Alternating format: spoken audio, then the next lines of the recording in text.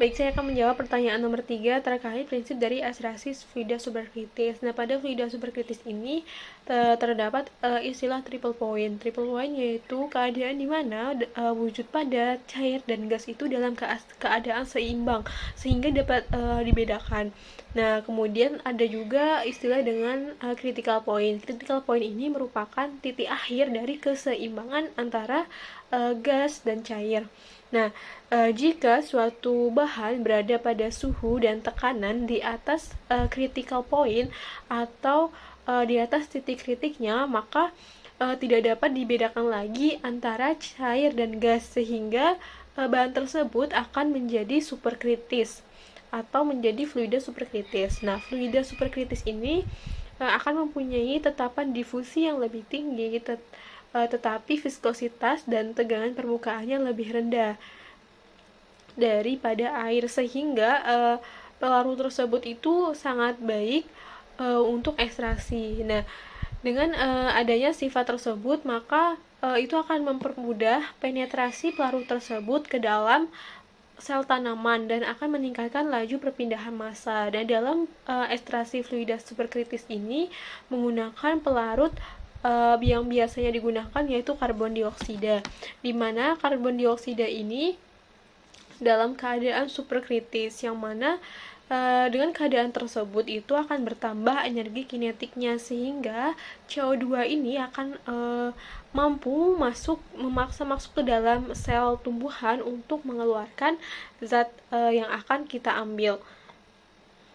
Nah, cara kerja dari metode ekstraksi fluida superkritis ini di mana tanaman ini akan kita masukkan ke dalam tabung ekstraktor. Nah, kemudian karbon dioksida berada dalam tank dan dimasukkan ke dalam cooler untuk mempertahankan wujudnya dalam keadaan cair. Lalu karbon dioksida itu masuk ke dalam pressure control untuk menaikkan tekanannya.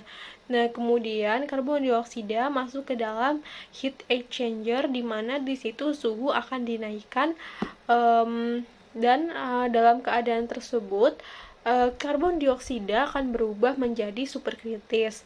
Nah, karbon dioksida superkritis ini akan masuk ke dalam tangki ekstraktor yang berisi tanaman. Nah, kemudian karbon dioksida akan digunakan sebagai pelarut untuk mengekstrak bahan aktif dari tanaman tersebut.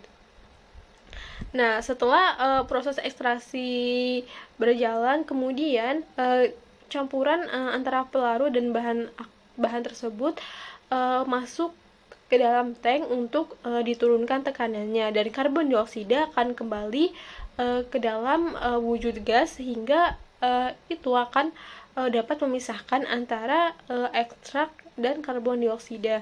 Nah, kemudian untuk memisahkannya itu menggunakan gaya gravitasi, di mana dengan adanya gaya gravitasi maka ekstrak akan mengendap di bagian bawah alat tersebut, sehingga itu akan terpisah dengan karbon dioksida.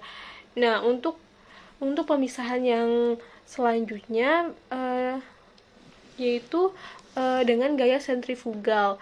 Nah, setelah ekstrak terpisah dengan CO2, ekstrak akan dikeluarkan dan ditampung ke dalam tangki fraksi. Nah, kemudian untuk dikeluarkan. Nah, sedangkan CO2 yang telah digunakan itu masih dalam keadaan gas kan. Lalu CO2 tersebut menuju kondensor untuk didinginkan agar menjadi cair kembali. Nah, kemudian disimpan ke dalam liquid tank yang awal tadi, dan untuk digunakan proses ekstraksi selanjutnya. Jadi, untuk prinsip dari fluida superkritis ini, di mana pelarut yang mana itu karbon dioksida ini berbentuk cair, kemudian tekanan dan suhunya dinaikkan, dan dia akan berubah menjadi fluida superkritis. Nah, lalu digunakan untuk mengekstrasi dan kemudian dirubah menjadi gas untuk memisahkan antara hasil ekstraknya dengan CO2-nya. Nah, setelah itu baru CO2-nya didinginkan lagi agar berubah menjadi cair lagi untuk proses ekstraksi selanjutnya. Seperti itu untuk tahapnya.